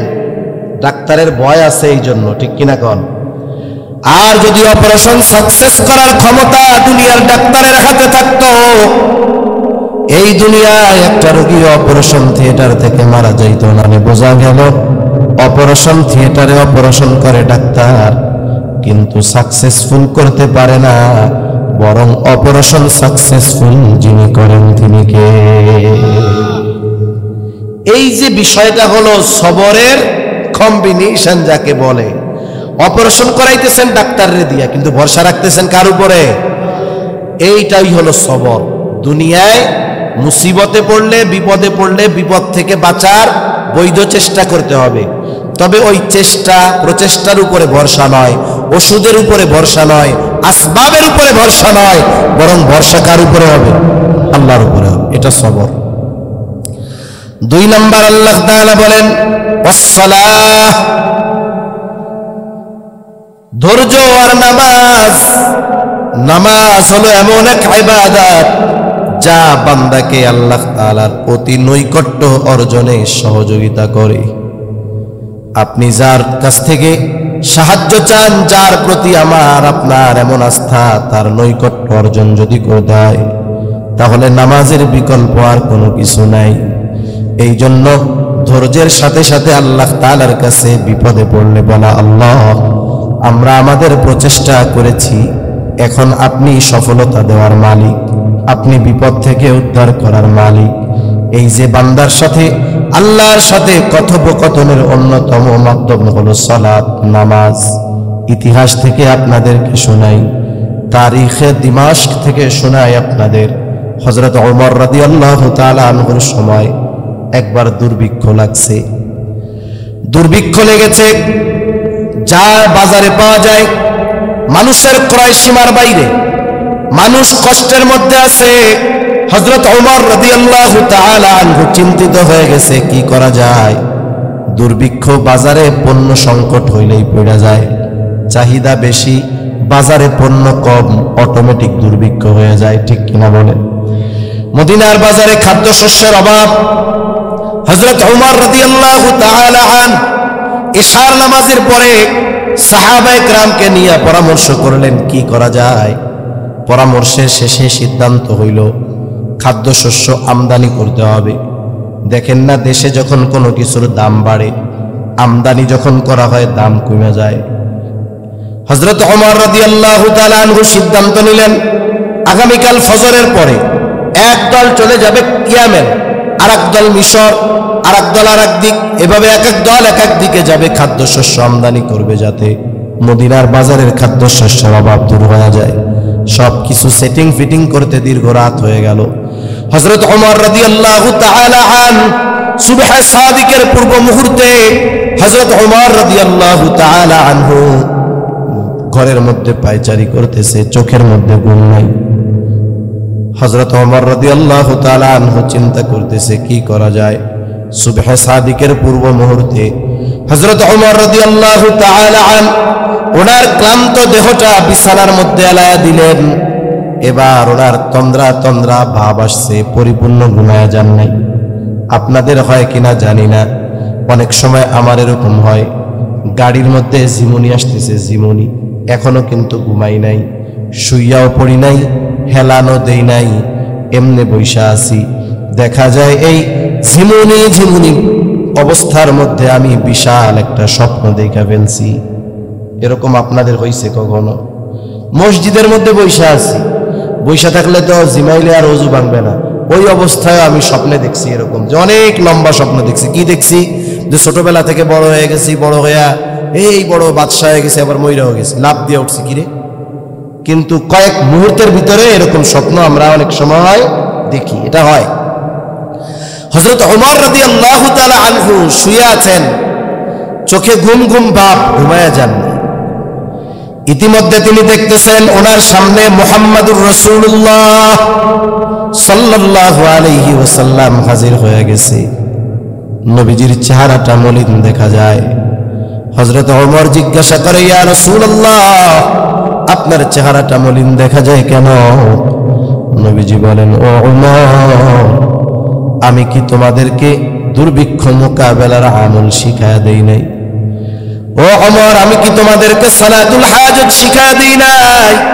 ও ওমর, তুমি খাদ্যশস্য আমদানির জন্য বিভিন্ন কাফেলা বিভিন্ন দিকে পাঠাইতেছ, আমি কি তোমাদেরকে মুসিবত দূর করার আমল শিখায়া দেই নাই? ইতিমধ্যে মসজিদে নববীর থেকে আজানের আওয়াজ। হযরত ওমরের ঘুম ভেঙে গেছে। ফজরের নামাজের পরে ঘুরে বসলেন, বলতেছে, কোথাও কোনো কাফেলা যাওয়া লাগবে না, প্রত্যেকটা ঘরে ঘরে তোমরা সালাতুল হাজতের আমল শুরু করে দাও। তারিখে দিমাশকের মধ্যে আসছে এক সপ্তাহ লাগে নাই, আল্লাহ তাআলা মদিনার বাজারের সকল খাদ্যের অভাব আল্লাহ দূর করে দিয়েছে। আমার আগে তো মুহতারাম অনেক গুরুত্বপূর্ণ কথা বলছে। এই যে বৃষ্টি হয় না, মুসিবত কেন, এগুলো আমাদের জন্যই হচ্ছে। আমরা দুনিয়ার আসবাবের উপরে ফয়সালা পাওয়ার আশায় বসে আছি, কিন্তু আমরা এটা বুঝি না যেটা আমাদের পাপের কারণে এই অবস্থা হইতেছে। ইবনে মাজাহ হাদিসের প্রসিদ্ধ একটি কিতাব, লম্বা একটা হাদিস আসছে যে এই উম্মতের আযাব, গজব, মুসিবতের পেছনে কিছু কারণ আছে। এর মধ্যে এক কারণ বলে, যখন ওজন আর পরিমাপে কারচুপি করা হয়, ওজনে কম দেয়, পরিমাপে কম দেয়, পরিমাণে কম দেয়, তখন আল্লাহ তাআলা কি করেন? আল্লাহ সুবহানাহু ওয়া তাআলা বিভিন্ন ধরনের দুর্ভিক্ষ দেয়, বড় বড় মুসিবত আল্লাহ তাআলা পাঠায়। যখন মানুষ যাকাত আদায় করে না, আল্লাহ তাআলা তখন বৃষ্টি বন্ধ করে দেয়। এই সময়গুলোতে কি করার দরকার? বলে সালাতুল ইস্তিসকা, বৃষ্টি প্রার্থনার নামাজ আল্লাহর কাছে পড়া দরকার, গুরুত্ব সহকারে খোলা মাঠে। এজন্য নামাজের মাধ্যমেই বান্দা আল্লাহ তাআলার কাছ থেকে সমস্যার সমাধান আনতে পারে। এজন্য আল্লাহ তাআলা বলেন বিসসাবরি ওয়াস সালাহ, ধৈর্য সাথে সাথে হলো নামাজ। বিপদ আপদ মুসিবতে পড়ার সাথে সাথে আমরা নামাজে দাঁড়ায় যাব। আল্লাহ তাআলা বলেন, যেই বান্দা মুসিবতে পড়ার পরে এই দুই পদ্ধতি অবলম্বন করে আমি আল্লাহর কাছে সাহায্য চাই, আল্লাহ তাআলা বলেন সে সাধারণ কোনো বান্দা নয়। আল্লাহ তাআলা তার উপাধি দিয়ে দেয় সবের, ধৈর্য ধারণকারী। এই জন্যই আল্লাহ তাআলা বলেন ইন্নাল্লাহা মা'আস সাবিরিন। আয়াত শুরু করছে আল্লাহ তাআলা মুমিন বইলা, কি বলে? মুমিন বলে। কিন্তু যেই মুমিন বিপদে পড়ে এই দুই পদ্ধতি অবলম্বন করে সাহায্য চায়, ওই মুমিনকে আল্লাহ তাআলা একটু প্রমোশন দিয়ে দিছে। কি প্রমোশন? বলে তুমি সাধারণ মুমিন না, তুমি হইলা সবের মুমিন, ধৈর্য ধারণকারী মুমিন। সুবহানাল্লাহ বলে। এটা তার নাম না, কিন্তু উপাধি। অনেক সময় নামের চাইতে উপাধিতে ডাকলে মানুষ খুশি হয়, ঠিক কিনা? মনে করেন আপনাদের এলাকার একজন চেয়ারম্যান হয়েছে, যে চেয়ারম্যান হয়েছে ওর বাপ মা নাম রাখে নাই। নাম কি রাখছে? বাপ মা বেজার হইয়া না খুশি হইয়া? খুব পছন্দ কইরা, মহব্বত কইরা 15 জন হুজুরের কাছে শুনে এরপরে নামটা রাখছে। এখন ওই লোক চেয়ারম্যান হওয়ার পরে আপনি যদি তারে তার বাপ মার রাখা নামে ডাক দেন, খুশি হবে। কিন্তু যদি চেয়ারম্যান সাহেব কন, দেখবেন যে চেয়ারম্যান সাহেব কইলে আগে ভেটকি মাইরা এরপরে সালামের জবাব দিবে, আগে একটা হাসি দিবে, ওয়ালাইকুম আসসালাম। আর যদি নাম ধরে ডাক দেন, কত বড় সাহস, আমার নাম ধরে ডাকে, আমি চেয়ারম্যান। তার মানে আল্লাহ তাআলাও বুঝে, বান্দারে উপাধি দিয়ে দিছে যে বান্দা কি মুমিন, সবের মুমিন। এই কথাই মূলত আল্লাহ তাআলা বলেন, মুমিন তোমার ঈমানের পরীক্ষা নেওয়া হবে ভয় ভীতির মাধ্যমে, ক্ষুধা অভাব দারিদ্রতার মাধ্যমে, মালের লসের মাধ্যমে, জানের ক্ষতির মাধ্যমে, ফল ফসলের ক্ষতির মাধ্যমে। যেই মুমিন এই পরীক্ষায় আল্লাহ তাআলার কাছে ওই দুই পদ্ধতি অবলম্বন করে সাহায্য চাইবে, সে হয়ে যাবে সবের মুমিন। এই কথাই আল্লাহ তাআলা বলেন বাশশিরিস সাবিরিন। যারা পরীক্ষায় উত্তীর্ণ তারা তো ধৈর্য ধারণকারী, আর আপনি তাদেরকে সুসংবাদ জানায় দেন। কিসের সুসংবাদ? হাদিসের মধ্যে আসছে ধৈর্য ধারণকারীর জন্য সুসংবাদ হলো জান্নাতের সুসংবাদ। প্রত্যেকটা জিনিসের একটা আলামত আছে না?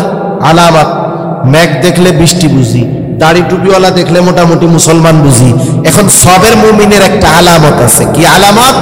আল্লাহ তাআলা বলেন বাশশিরিস সাবিরিন আল্লাযীনা ইযা আসাবাতহুম মুসিবাহ ক্বালু ইন্না লিল্লাহি ওয়া ইন্না ইলাইহি রাজিউন। নবীজি বলে, আল্লাহ তাআলা বলেন সুসংবাদ জানায় দেন ওই সমস্ত ধৈর্য ধারণকারীদেরকে। তাদের উপরে যখন কোনো বিপদ আপদ বালা মুসিবত আসে তারা কি করে? আল্লাহ তাআলা বলেন, তারা বলে ক্বালু ইন্না লিল্লাহি ওয়া ইন্না ইলাইহি রাজিউন। ধৈর্য ধারণকারীদের অন্যতম আলামত হলো বিপদ আপদ আসলে তারা ইন্না লিল্লাহি ওয়া ইন্না ইলাইহি রাজিউন পড়ে। এটা মুসিবতের দোয়া। ছোট বড় সব ধরনের মুসিবতে এই দোয়া পড়ার শিক্ষা দিয়েছেন কে? আরো জোরে বলেন না কে? এক জায়গায় বেশ কয়েক জায়গায় জিজ্ঞাসা করছি, কোন তো এটা কিসের দোয়া? কই হুজুর, মানুষ মরলে পড়তে হয়। এই দোয়া কি শুধু মানুষ মরলেই পড়তে হয় নাকি? আপনি ঘরে গেছেন, চশমাটা এক জায়গায় রাখছেন, খুঁজা পান না, পড়বেন ইন্না লিল্লাহ। বাহির হইতে গেছেন, একটু ধাক্কা লাগছে, পড়েন ইন্না লিল্লাহ। জুতা মসজিদের বাহিরে রাইখা ভিতরে ঢুকছেন, আইসা দেখেন জুতা নাই, কোন ইন্না লিল্লাহ। এই যে পড়তে হবে, এই শিক্ষা আমাদের দিলেন কে? এই আয়াতের তাফসিরে সুন্দর একটা হাদিস আসছে, সহিহ মুসলিমের হাদিস। নবীজি সাল্লাল্লাহু আলাইহি ওয়াসাল্লাম শিক্ষা দিয়েছেন, কত সুন্দর শিক্ষা। নবীজি সাল্লাল্লাহু আলাইহি ওয়াসাল্লাম বলেন, তোমাদের মধ্যে কেউ যখন কোনো মুসিবতে পড়বে তখন বলবে ইন্না লিল্লাহি ওয়া ইন্না ইলাইহি রাজিউন। অর্থ হলো নিশ্চয় আমরা আল্লাহর জন্য, ওয়া ইন্না ইলাইহি রাজিউন, আবার তার নিকটেই আমরা প্রত্যাবর্তন করব, তার কাছেই ফিরে যাব। এই যে এখন আছি দুনিয়ায়, একটা সময় মরে যাব, মাটির মধ্যে পচে গলে মিশে যাব, আবার আল্লাহ তাআলা আমাদেরকে তার কাছে হাজির করবেন কি করবেন না? আল্লাহ তাআলার কাছে আবার আমাদেরকে যেতে হবে। মনে রাখতে হবে, এই দুনিয়া শেষ নয়। একটা ছোট বাচ্চা যখন বিকাল বেলায় ঘুড়ি নিয়ে যায়, ঘুড়ি উড়ায়, আপনাদের এদিকে আসেনি? অনেক সুতা দিয়া নাটাই ছাড়তে থাকে, সুতা ছাড়তে থাকে, সুবিশাল ঘুড়িটাকে একেবারে ছোট্ট একটু পাখির মতো মনে হয়। ঘুড়ি যদি মনে করে আমি তো অনেক উপরে, আমারে আর মালিক ধরতে পারবে না, ঘুড়ির এই চিন্তা ভুল। আবার যখন সন্ধ্যা নামে, এইবার ওই ছোট বাচ্চাটা নাটাইতে সুতা গোটাইতে থাকে, আবার তার কাছে ফিরায় নিয়ে যায়। আমাদের হায়াতটাও এইরকম। আল্লাহ তাআলা দুনিয়ায় কিছু সময়ের জন্য ছেড়ে দিয়েছে, আবার সময় যখন হবে আমাদেরকে আল্লাহর কাছে ফিরে যাওয়া লাগবে। নবীজি বলেন, এইটা বলবে ইন্না লিল্লাহি ওয়া ইন্না ইলাইহি রাজিউন। সাথে সাথে নবীজি আরেকটু শিখায়া দিয়া বলেন, এরপরে বলবে আল্লাহুম্মা জুরনি ফি মুসিবাতি ওয়া আখলুফ লি খায়রাম মিনহা। একটু খেয়াল দিয়া শুনেন, দোয়াটা পারলে মুখস্থ করবেন। পুরো দোয়া হইল ইন্না লিল্লাহি ওয়া ইন্না ইলাইহি রাজিউন, আল্লাহুম্মা জুরনি ফি মুসিবাতি ওয়া আখলুফ লি খায়রাম মিনহা। বাকি অংশের অর্থ হইল আল্লাহুম্মা জুরনি ফি মুসিবাতি, আয় আল্লাহ আপনি আমাকে এই মুসিবতের প্রতিদান দেন, এই মুসিবত থেকে আমাকে উদ্ধার করেন। ওয়া আখলুফ লি খায়রাম মিনহা, আয় আল্লাহ এই মুসিবতের দ্বারা আমি যা হারাইছি তার চাইতে উত্তমটা আল্লাহ আপনি আমাকে ফিরাইয়া দেন। নবীজি বলেন, মুসিবতের সময় যে এই দোয়া পাঠ করবে, ওই মুসিবতের দ্বারা সে যা হারাবে তার চাইতে উত্তম জিনিস আল্লাহ তাআলা তাকে ফিরাইয়া দিবে। এজন্য আমরা মুসিবতে পড়লে আগে হাই হুতাশ করব না, মুসিবতের খবর পাওয়ার সাথে সাথে আগে এই দোয়াটা পড়ায় অভ্যস্ত হবে ইনশাআল্লাহ। হবে তো? আরেকটা হাদিস, ছোট ঘটনার হাদিস বলে আমি শেষ করে দেই। দেখেন, রাসূল সাল্লাল্লাহু আলাইহি ওয়াসাল্লামের একজন সহধর্মিণী ছিলেন উম্মে সালামা রাদিয়াল্লাহু তাআলা আনহা। উম্মে সালামা রাদিয়াল্লাহু তাআলা আনহা, ওনার স্বামী ছিল আবু সালামা। ওনারা প্রথম দিকে মক্কা থেকে মদিনায় হিজরত করছে। মা বোনরা যদি শুনে থাকেন, আপনারাও একটু খেয়াল দিয়ে শুনেন, কারণ আমাদের জন্য অনুকরণীয় হলো মুহাম্মদুর রাসূলুল্লাহ সাল্লাল্লাহু আলাইহি ওয়াসাল্লাম, আর আমাদের মা বোনদের জন্য অনুকরণীয় হলো উম্মাহাতুল মুমিনিনগণ, নবীজির স্ত্রীগণ। ঠিক কিনা বলেন? উম্মে সালামা রাদিয়াল্লাহু তাআলা আনহা, ওনার স্বামী আবু সালামা, ওনারা মদিনায় গেছে, খুব ভালো দুইজনের জীবন কাটতেছে। আবু সালামা নবীজির কাছে গিয়ে যা শিখে বাসায় আইসা তাই আবার শিখায়া দেয়। এজন্য আমাদের কি উচিত, জুমার দিন আপনাদের মসজিদে ইমাম সাহেব বয়ান করে না? বয়ান করে, কি করতে হবে? ইমাম সাহেব যা বয়ান করে, এই জায়গার গুরুত্বপূর্ণ কথাগুলো মনে রাখা বাসায় গিয়ে এগুলো মহিলাদেরকে জানাইতে হবে, কারণ তারা কাজে ব্যস্ত থাকে। আপনি যেটা শুনতেছেন সেটা সে শুনতে পারবে না, আপনি এইখানে আমার দিকে তাকায় তাকায় শুনতে পারতেছেন, ওনারা বাসায় বা কোনো জায়গায় বসে শুনলেও বাচ্চা কাচ্চা আছে, খেয়াল দিয়ে শুনতে পারবে না। উচিত কি, গুরুত্বপূর্ণ কথাগুলো নিজে স্মরণ রেখা বাসায় বলা। আবু সালামা প্রতিদিন এইটা করত। তা নবীজির এই যে হাদিসটা, এই হাদিসটা একদিন উনি শিখছে, শিখা বাসায় গিয়ে উম্মে সালামারে শিখাইয়া দিছে যে মুসিবতে পড়লে নবীজি বলতে হবে ইন্না লিল্লাহি ওয়া ইন্না ইলাইহি রাজিউন আল্লাহুম্মা জুরনি ফি মুসিবাতি ওয়া আখলুফ লি খায়রাম মিনহা। তাইলে কি হবে? বলে তাইলে আল্লাহ তাআলা মুসিবতে যা হারাবে তার চাইতে ভালোটা আল্লাহ তাআলা দান করবে। উম্মে সালামা শিখা রাখছে। এখন আবু সালামা গেছে যুদ্ধের ময়দানে, আবু সালামা শাহাদাত বরণ করছে, মারা গেছে। উম্মে সালামা ঘরের কাজ করতেছে, একজন দৌড় দিয়ে আইসা বলে, ও উম্মে সালামা, তোমার স্বামী আর দুনিয়া নেই। তখন উম্মে সালামার কোন কোন বর্ণনা আসছে 2টা সন্তান দুনিয়ায় আর 1টা সন্তান পেটে, কোন বর্ণনা আসছে ওনার একটা মেয়ে। তা যাই হোক, দুনিয়ায় যার কেউ নাই, স্বামী সন্তান ছাড়া ওই মহিলার যদি স্বামী মারা যায় আর যদি সন্তান থাকে, এর চাইতে বড় মুসিবত এই দুনিয়ায় ওই মহিলার জন্য আর কিছু আছে? কথা বলে না, আছে? আমাদের দেশে হইলে কি করত? ছোট নাবালক মাসুম বাচ্চা আইসা যদি স্বামীর মৃত্যুর খবর দিত, ইন্না লিল্লাহ পড়তে মনে থাকতো না, আগে আল্লাহর দোষ দিত, আল্লাহ তুমি কি আর কেউ দেখলা না? ও আল্লাহ তুমি কেমন জালেম, নাউজুবিল্লাহ। এই ছোট বাচ্চাটার জন্য একটু মায়া লাগলো না রে আল্লাহ। এইবার মনে করেন এমন চিল্লাচিল্লি করবে, আশেপাশের মানুষ আইসা তারে বাঁচানোই অস্থির, ঠিক কিনা বলে? কিন্তু উম্মে সালামার মনে পড়ে গেছে যে এই দোয়া তো নবী শিখাইয়া দিছে। উনি সাথে সাথে পড়ছে ইন্না লিল্লাহি ওয়া ইন্না ইলাইহি রাজিউন আল্লাহুম্মা আজুরনি ফি মুসিবাতি ওয়া আখলুফ লি খায়রাম মিনহা। আয় আল্লাহ, মুসিবতে যা হারাইছি তার চাইতে ভালোটা আপনি দেন। উম্মে সালামা রাদিয়াল্লাহু তাআলা আনহা, স্বামী নাই, ওই সংসার চালানো কত কষ্টের মধ্যে দিন কাটতেছে। ইদ্যতকালীন সময় শেষ, অনেকে বিবাহের প্রস্তাব নিয়ে আসছে। উম্মে সালামা দেখতে অনেক সুন্দর ছিলেন, কিন্তু কারো প্রস্তাবে উনি রাজি হন নাই। যদিও কষ্ট হয়, কেন রাজি হন নাই? তিনি বলেন, আমার তো আবু সালামার চাইতে কাউকে উত্তম মনে হয় নাই। আমি তো আল্লাহর কাছে আবু সালামার চাইতে উত্তম কোনো কিছু চাইছি। আবু সালামার এই কষ্টের খবর নবীজির কাছে পৌঁছায় গেল। নবীজি বিবাহের প্রস্তাব পাঠায় দিলেন। উম্মে সালামা নবীজির এই প্রস্তাব নিয়ে যে আসছেন তারে বলতেছে, শোনো, আমার তো কয়েকটা অসুবিধা আছে। 1 নম্বর অসুবিধা, আমি বড় রাগী, হতে পারে আমার এই রাগ নবীর জন্য কষ্টের কারণ হবে। 2 নম্বর, বয়স তো আমার কম হয় নাই। 3 নম্বর, আমার একটা সন্তান আছে, বিবাহের পরে কি হবে? ওই সাহাবী গিয়া যখন নবীকে বলছে, নবীজি বলতেছে, শোনো, আমি আল্লাহ তাআলার কাছে দোয়া করে দিব, আল্লাহ তাআলা তার এই রাগকে স্বাভাবিক করে দিবে। বয়স তো আমারও কম হয় নাই, আর তার সন্তানের ব্যাপারে চিন্তার কোনো কারণ নাই। আল্লাহ তাআলা অবশ্যই তার জন্য উত্তম ব্যবস্থা করবে। এইবার উম্মে সালামা নবীজির সাথে বিবাহ বন্ধনে আবদ্ধ হয়ে গেলেন। তিনি বলতেছে, আবু সালামা মারা যাওয়ার পরে আমি আল্লাহর কাছে যখন এই দোয়া করেছিলাম, আমার দৃঢ় বিশ্বাস ছিল আবু সালামার চাইতে উত্তম কিছু আল্লাহ তাআলা আমাকে দান করবে।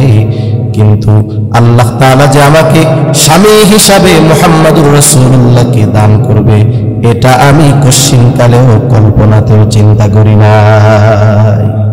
এই জন্য মুসিবতে আমরা পড়ে সামনে যেইটা হারাই মনে করি যায় রে সব শেষ, কিন্তু হতে পারে আল্লাহ তাআলা এই জিনিসটা নিয়ে আমাকে আরো ভালো জিনিস দিচ্ছে, ঠিক কিনা বলেন? এজন্য আজকের শিক্ষণীয় বিষয় কি, আজকে যেটা আমি বাড়িতে নিয়ে যাব, মনে রাখবো আর কি, সব কথা যদি মনে নাও থাকে, যে মুসিবত দেন কে? আরো জোরে বলেন, কে? বিপদ আপদ মুসিবতে পড়লে সাহায্য কার কাছে চাইব? আল্লাহর কাছে সাহায্য চাওয়ার মাধ্যম কয়টা? কি কি বলেন? ধৈর্য আর নামাজ। সাথে সাথে কি হবে আমল? মুসিবতের খবর শোনার সাথে সাথেই বলবো ইন্না লিল্লাহি ওয়া ইন্না ইলাইহি রাজিউন আল্লাহুম্মা আজুরনি ফি মুসিবাতি ওয়া আখলুফ লি খায়রাম মিনহা। এই দোয়ার আমল করব, তাহলে আশা করা যায় মুসিবতে যা হারাবো তার চাইতে উত্তমটা আমাদের দিবেন কে? আল্লাহ তাআলা আমাদের বুঝবার তৌফিক দান করেন। সকলে বলি আমিন। এই যে সর্বশেষ আপনাদের জন্য তো মেহমানদারির ব্যবস্থা আছে, আমার আলোচনাও শেষ। সর্বশেষ আগামীকালও মাহফিল আছে। বড় একজন বুজুর্গ আলেমে দ্বীন আসবে, যিনি বর্তমান সময়ের অন্যতম বুজুর্গ আলেমে দ্বীন, ঢালকানগর পীর সাহেব হুজুর, সাথে সাথে শাইখুল আরব আল আজম শেখ আব্দুল হাফিজ মক্কি রহমতুল্লাহ আলাই, ওনার সুযোগ্য খলিফা মুফতি মাসুদুর রহমান আলীপুরি সাহেব হযরত আসবে। আগামী দিনও আপনারা সবাই আসবেন, সবাইকে নিয়ে আসবেন দাওয়াত দিয়া। আজকে যা আসছেন তার দ্বিগুণ মানুষ আপনারা আগামী দিন আসবেন, এক একজনের তাশকিল করে নিয়ে আসবেন। এখন এই যে মসজিদটা সুন্দর একটা মসজিদ হয়েছে, গতানুগতিক কোনো কালেকশন না। দোয়ার আগে যদি এই মসজিদের জন্য, আল্লাহর ঘরের জন্য যদি কেউ কিছু একটু সহযোগিতা করতে চান, যদি এমন চান যে কিছু বড় অ্যামাউন্ট দিবেন, টাকা এখন নাই পরে দিবেন, তাহলে চাইলে আপনি লেখাইতে পারেন। আপনি যদি চান 2, 4, 5 বস্তা সিমেন্ট দিতে পারেন, যদি চান 500 টাকা দিতে পারেন, 5000 টাকা দিতে পারেন, 2000 টাকা দিতে পারেন। এরকম যদি কেউ থাকেন একটু যদি 2, 4, 5 মিনিটের মধ্যে বলেন, তাহলে ওনাদের কাজে একটু সহজ হবে। আল্লাহর ঘর, কোনো দুনিয়ায় কোনো ঘর, আল্লাহর ঘর বাদ পড়ে রয়েছে, কাজ হয় না, এরকম ইতিহাসের নজির খুব কম, ঠিক কিনা বলে? দেখা যাবে কি হবে, আপনাদের এলাকার লোক করে নাই, আর একজন করে দিচ্ছে। এক জায়গায় আমি শুনছি আর কি, বাংলাদেশের বড় একটা কোম্পানির মালিক, এনার বাড়িও সম্ভবত বরিশালে, যতদূর সম্ভব বরিশালে ওনার বাড়ি। ঢাকায় বড় একটা কোম্পানির মালিক উনি উত্তরবঙ্গে এক জায়গায় গেছে, মসজিদ ছোট ছোট, মাটির, পরিষ্কার পরিচ্ছন্ন থাকে না, মাটির দেয়াল, মাটির ফ্লোর, এখন দরজা ছোট, 4 ফুট 4.5 ফুট দরজা, ওইটা দিয়ে নতুন কেউ ঢুকতে গেলে 2-4 বার কপালে ভোগ থাকতে পারে, ঠিক কিনা বলেন? এখন উনি ঢুকতে এক গুতা খাইছে, বাইরেতে আর এক গুতা খাইছে। শিল্পপতি গেছে ওইদিকে যে কোনো এক কাজে, এখন বলতেছে কি করেন আপনারা, মসজিদটা ঠিকঠাক করতে পারেন না? এখন লোকজন বলতেছে আমাকে ঘরই ঠিক নাই, নিজের ঘরই ঠিক করতে পারতেছি না, এটা কেমনে করবো, টাকা পয়সা আমাকে নাই। আল্লাহ যদি কোনো বান্দারে কবুল করে তাহলে হয়তো করে দিতে পারে। এই কথা লোকটার অন্তরে ধরছে। তার বাড়ি কই, গেছে কই, ওই লোক টাকা দিয়া ওই মসজিদটারে একেবারে নিজে পুনর্নির্মাণ করে দিয়েছে সুন্দর মতো। দেখা যাবে আল্লাহর ঘর, চিন্তা করে দেখেন, ওই এলাকার লোকের অ্যাবিলিটি নাই, কিন্তু আল্লাহ একজনে মিলাই দিছে। এজন্য আল্লাহর ঘর কোনো সময় কাজ বাদ থাকে এমনটা হয় না। সেজন্য যেহেতু আপনাদের এলাকার মসজিদ, আপনারা যদি কেউ সহযোগিতা এরকম একটু করতে চান তাহলে একটু ভালো হয়। হ্যাঁ, কেউ যদি একটু নাম লেখাইতে চান, যে এখন না আপনি পরে দিবেন, সিমেন্ট হোক, ইট হোক, টাকা হোক, সাথ দিবেন তো মনে হয় না, ঢালাইয়ের জন্য সিমেন্ট টিমেন্ট লাগবে, একটু আপনারা যোগাযোগ করবেন ইনশাআল্লাহ। আর যদি মসজিদের জন্য আপনাদের কাছে সহযোগিতার হাত বাড়ানো হয়, আল্লাহর ঘরের মুহাব্বতে সহযোগিতা করা যাবে তো ইনশাআল্লাহ। আল্লাহ তাআলা সবাইকে তৌফিক দান করেন, সকলে বলি আমিন। আর যদি কেউ দিতে চান তাহলে এই দোয়ার পরে অথবা এখন যদি কেউ দিতে চান নাম লেখায় দিতে পারে। আচ্ছা,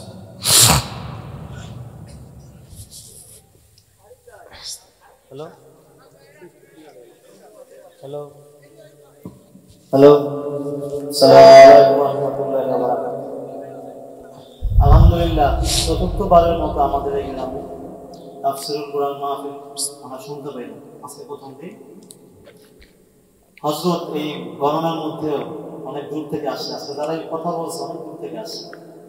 আর সব থেকে বড় কথা হলো আমাদের এই গ্রামে অজপাড়া গায়ে এত বড় বড় মাপের বুজুর্গরা আসছে, তাদের সহবত আমরা পাইছি, এটা আমাদের সৌভাগ্য। আমরা তাদের কথা শুনতে পাচ্ছি। আল্লাহ তাআলা হযরতের এই কথা বলার কোরআনের যে খিদমত, আল্লাহ তাআলা কবুল করুন, সবাই দোয়া করব। হযরতের বাবা কিছুদিন আগে দুনিয়া মারা গেছে রমজান মাসে, উনি কিছু করোনার ক্যান্সার আক্রান্ত ছিল। আপনারা জানেন আমার বড় বউ কিছুদিন আগে মারা গেছে রমজান, উনিও কিছুদিন অসুস্থ ছিল। মৃত্যু যখন আসবে আসলে আমরা কেউ আটকাতে পারবো না, যতই ডাক্তারের কাছে নেওয়া যায়, আল্লাহর হুকুম হলে আমরা কেউ আটকাতে পারবো না। আমাদের মসজিদের সাবেক কোষাধ্যক্ষ আনসার আলী সরদার, উনি হাসপাতালে ভর্তি আছেন, অসুস্থ, খুবই অসুস্থ। সবার কাছে দোয়া প্রার্থী, সবাই দোয়া আছে। আমাদের বর্তমান আজকের মাহফিলের সভাপতি কারি সাহেব, ওনার স্ত্রী দীর্ঘদিন যাবৎ বিছানায় আছেন, সবাই দোয়া করবেন। আমাদের মসজিদের বর্তমান সভাপতি আমার কাকা, মেজো কাকা আনসার আলী কাকা, ওনার একটা অপারেশন হয়েছে কোমরে ব্যথা, আমার সেজো কাকারও অপারেশন হয়েছে হাঁটুতে ব্যথা। তো ওনাদের জন্য দোয়া করবেন, আল্লাহ তাআলা যেন আমাদেরকে দ্রুত সুস্থ করে, দ্রুত যেন সুস্থভাবে মসজিদে এসে নামাজ পড়তে পারে। সবার কাছে দোয়া চাচ্ছি ইনশাআল্লাহ। আগামীকাল মাহফিলে আসবেন, অনেক দেরি হয়ে গেছে, কালকে বাজারের দিন, বেশি লম্বা করবো না। আসসালামু আলাইকুম ওয়া রাহমাতুল্লাহি ওয়া বারাকাতুহু। সবাই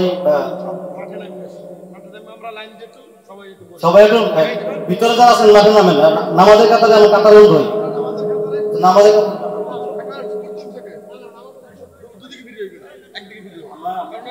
মোনাজাতের পরে খাবার দেবো, মোনাজাতের পরে তাহলে কাতার বন্ধ হয়ে সবাই কাতার বন্ধ হয়ে সবাই একটু নামাজের কাতার বন্ধ হয়ে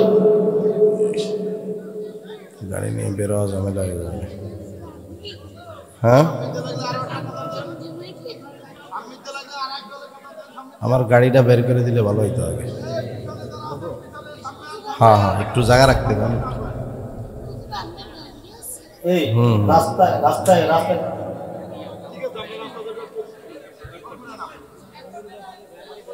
ওগুলো গাড়িগুলো তো রাস্তার হ্যাঁ, বেশি হয়ে গেছে, থাক আজকে বেশি থাক, এদিকেই চলে আসবে।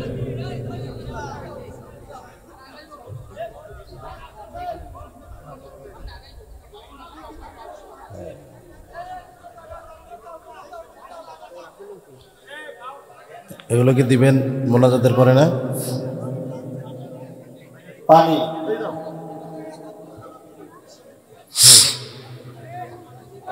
আমরা এতক্ষণ পর্যন্ত রিকোয়েস্ট করলাম মসজিদ থেকে নামতে, আপনারা কি এত আপনার লাগে সারা আরো বাড়ি দেবো, কিন্তু মসজিদে খাবার দেবো না। আমাদের ডাইরেক্ট সিদ্ধান্ত মসজিদে খাবার দেবো না, কারণ মুসল্লিরা নামাজ পাবে। এত বলার পর আপনারা নামতে আসেন না।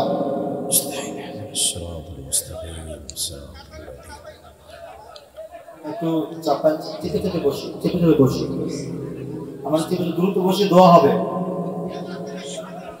দোয়ার সময় যেন কেউ কথা না বলি, চুপচাপ থাকে।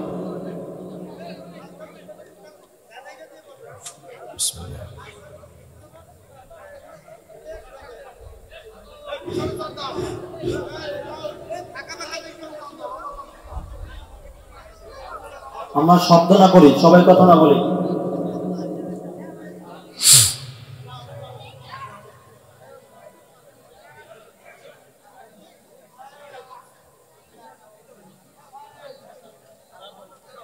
দোয়া হবে, কেউ কথা না বলি, দোয়া হবে।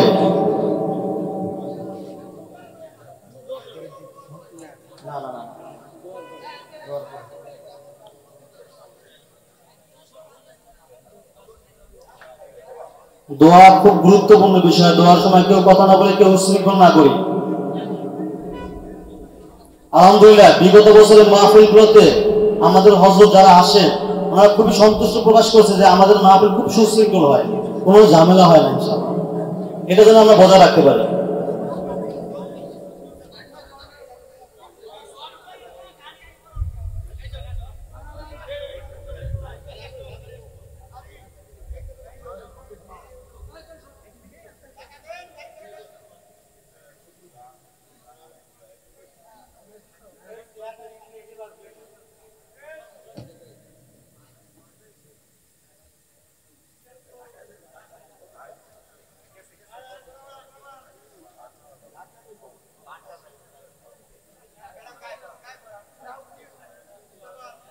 সামনের জায়গাগুলো ফাঁকা করুন, গাড়িটা বেরোতে দিন। জি, সামনে জায়গা খালি জায়গা ফাঁকা, বসে পড়ি, বসে পড়ি।